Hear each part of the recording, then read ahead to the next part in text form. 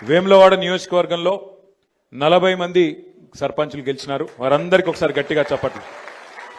అట్లాగే తంగళ్లపల్లి మండలంలో 20 మంది సర్పంచులు గెలిచినారు. వారికి కూడా గట్టిగా చప్పట్లతో అభినందనలు. బోయిన్పల్లి మండలంలో 9 మంది గెలిచినారు. వారికి కూడా హృదయపూర్వకంగా అభినందనలు. ఇల్లంతకుంట మండలంలో 14 మంది గెలిచినారు. వారికి కూడా గట్టిగొట్టాలి చప్పట్లు.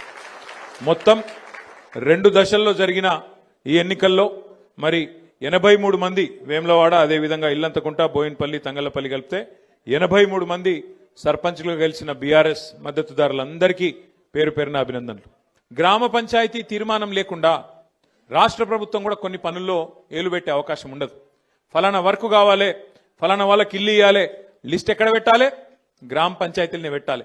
ఎవరికి ఇండ్లు ఇస్తున్నాం, ఎవరికి కార్డులు ఇస్తున్నాం, ఎవరికి ఏ సంక్షేమ పథకం ఇస్తున్నాం, ఎవరికి రేపు పింఛన్ పెంచాలి, ఎవరికి ఏం చేయాలి, లబ్ధిదారుల లిస్టు ఎక్కడ పెట్టాలి? గ్రామ పంచాయతీలనే పెట్టాలి. దానికి బాధ్యులు మీరే అవుతారు.